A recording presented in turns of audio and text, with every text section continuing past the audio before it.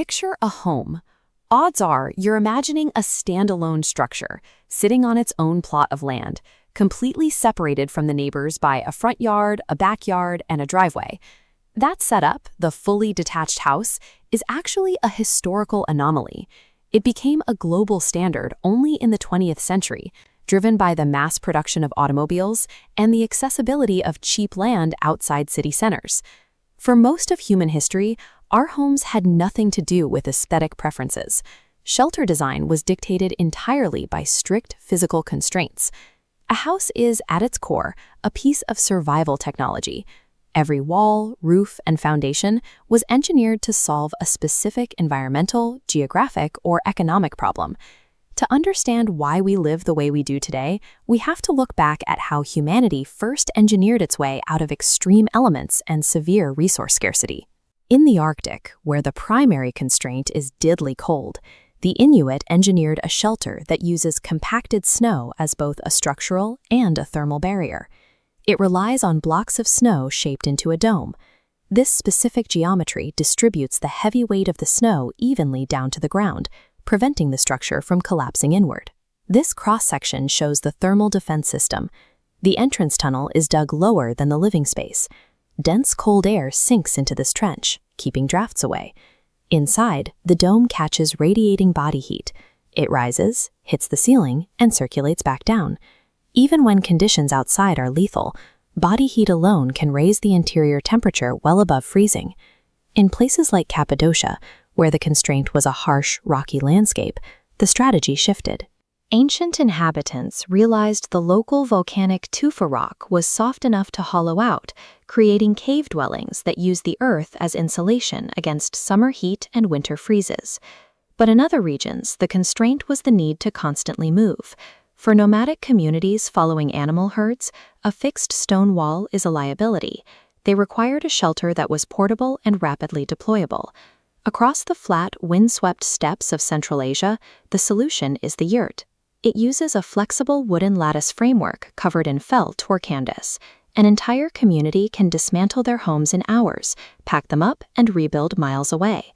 And when the geography is waterbound, humans solve the lack of land with buoyancy.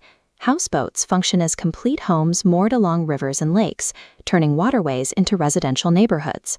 In these environments, nature was the primary architect. Humans built strictly within the limits of local physics, geology, and climate. During the Industrial Revolution, a new kind of pressure emerged. The elements were no longer the main driver of design. The new constraint was a severe lack of land in rapidly expanding urban centers. Builders had to pack massive numbers of working-class families into very small areas, leading to the widespread adoption of shared walls. The terraced house joins homes side by side to minimize land use and reduce construction costs. When side-to-side density wasn't enough, we built upward.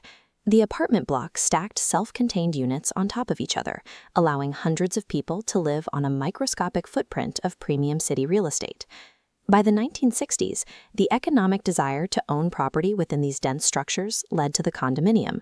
This model allowed individuals to hold the title to a single unit while sharing ownership of the building's infrastructure.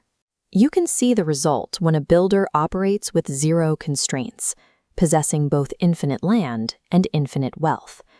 Mansions and villas represent the absence of spatial pressure.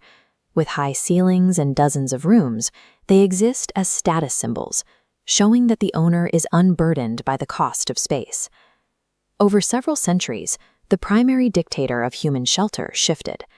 We stopped building strictly to survive the forces of nature and started building to survive the economics of land ownership.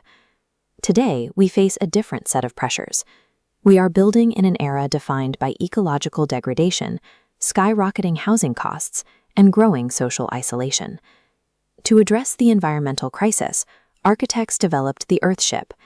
It is a model of housing designed for off-grid independence, capable of generating its own power and capturing its own water. Instead of traditional concrete and lumber, it uses recycled waste. Builders pack old tires with earth for insulated walls and set glass bottles into the structure, using slanted glass to maximize passive solar heating. Then there is the financial constraint. This chart shows the difference in scale between a standard house and a modern tiny house. By compressing their lives into just 15 to 40 square meters, people in this movement are rejecting the debt associated with the 20th century home. To combat isolation, co-housing models cluster private homes around shared kitchens and gardens, intentionally creating an environment that encourages community interaction. The concept of a home is never finished.